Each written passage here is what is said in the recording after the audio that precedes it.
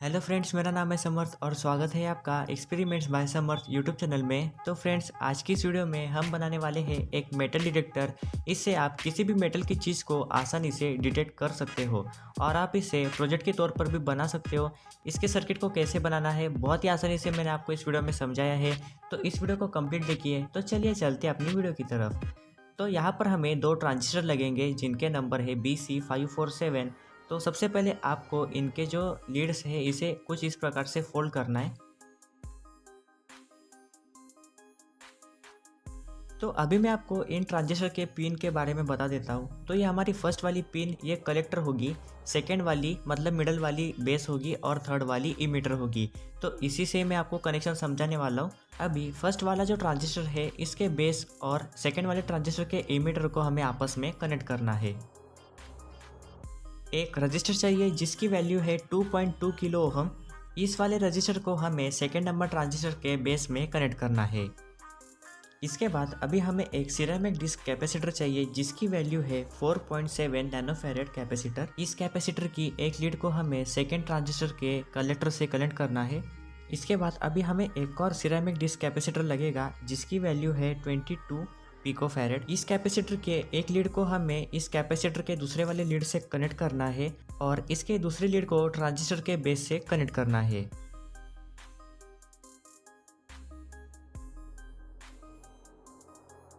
अब हमें यहाँ पर एक प्रीसेट लगेगा जिसकी वैल्यू है 50 के ओहम। अब इस प्रीसेट की मिडल वाली लीड को और राइट वाली लीड को आपस में कनेक्ट करना है।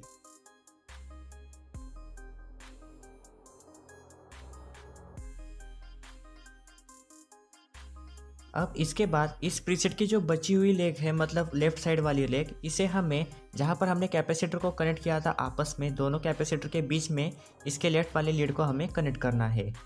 इन्हें कनेक्ट करने के बाद अभी जो 2.2 किलो ओम का हमने रजिस्टर कनेक्ट किया था उसकी जो सेकेंड वाली लीड है इसे हमें प्रीसेट के राइट साइड वाले लीड से कनेक्ट करना है।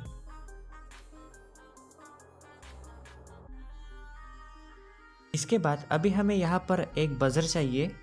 तो इस बजर की जो नेगेटिव वाली लीड है इसे हमें फर्स्ट वाले ट्रांजिस्टर के कलेक्टर से कनेक्ट करना है।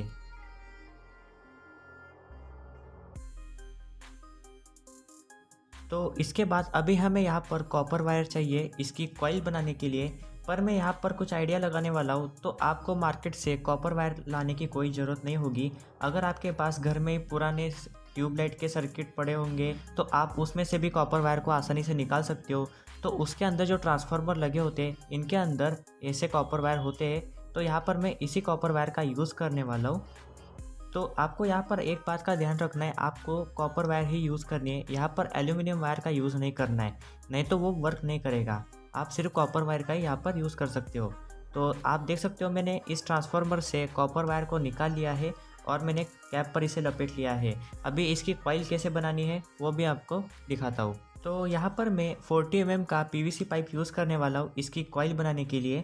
तो आप देख सकते हो जैसे मैं बना रहा हूँ आपको भी इसी प्रकार से बनाना है। तो यहाँ पर मैं 25-0-25 कॉइल बनाने वाला हूँ।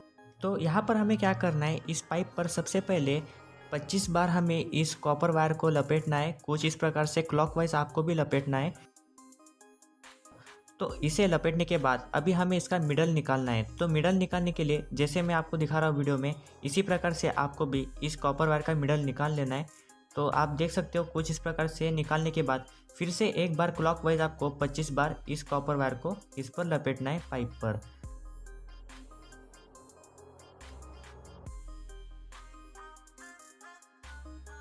तो आप यहाँ पर देख सकते हो हमारी जो कॉइल है वो रेडी हो चुकी है। सबसे पहले हमने 25 बार इस पर लपेटा है, इसके बाद हमने इसका कॉमन निकाला है मतलब सेंटर। उसके बाद फिर से हमने 25 बार इस पर लपेटा है कॉपर वायर को और यह हमारी कॉइल रेडी हो चुकी है। तो आप यहाँ पर देख सकते हो हमें यहाँ पर 3 टर्मिनल मिले हैं इस कॉइल के, बीच वाली हमारी कॉमन होगी। तो सबसे पहले हमें इनके कोटिंग को रिमूव कर देना है क्योंकि हमें यहाँ पर सोल्डरिंग करना है। तो इस कोटिंग से सोल्डरिंग नहीं होगी, तो सबसे पहले मैं इसके कोटिंग को रिमूव कर देता हूँ। और कोटिंग रिमूव करने के बाद इनके 3 पॉइंट को हमें सोल्डर कर देना है कुछ इस प्रकार से। तो अभी मैं आपको इसके कनेक्शन समझा देता हूँ कॉइल के। तो यहाँ पर हमें क्या करना है, इस कॉइल के फर्स्ट वाले वायर को हमें सेकेंड ट्रांजिस्टर के कलेक्टर से कनेक्ट करना है। और इस कॉइल के सेकेंड वाले वायर को हमें इस कैपेसिटर के कॉमन जॉइंट पर कनेक्ट कर देना है।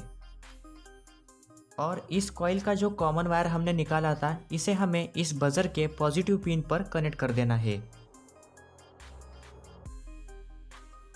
अभी हमें एक और कैपेसिटर चाहिए, सिरेमिक डिस्क कैपेसिटर, जिसकी वैल्यू है 104। एक कैपेसिटर हम यहाँ पर यूज़ करने वाले हैं। तो इस कैपेसिटर के एक लीड को हमें बजर के पॉजिटिव में कनेक्ट करना है और दूसरे वाली लीड को फर्स्ट वाले ट्रांजिस्टर के इमीटर से कनेक्ट करना है। इतना सब होने के बाद अभी हमारा सर्किट पूरा हो चुका है। आप देख सकते हो कितनी आसानी से मैंने आपको समझा दिया है इस सर्किट को।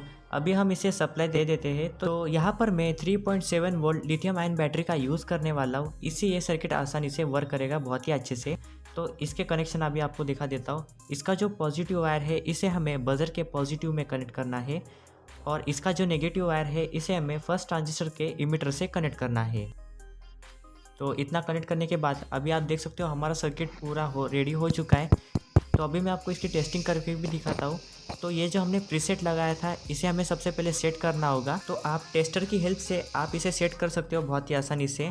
आपको सिर्फ वहाँ पर ही इसे सेट करना है जहाँ पर ये बजर बंद होगा बजना, वहाँ पर इसे सेट कर देना है।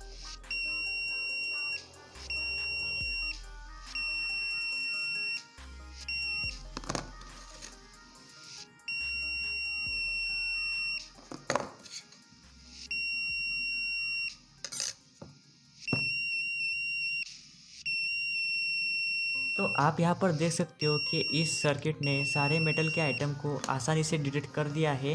तो आप यहाँ पर देख सकते हो हैमर, प्लायर और ये स्ट्रिपर सबको इसने डिटेक्ट कर दिया है। और ये जो स्केच पेन, पीवीसी पाइप, इन चीज़ों को इसने डिटेक्ट नहीं किया है।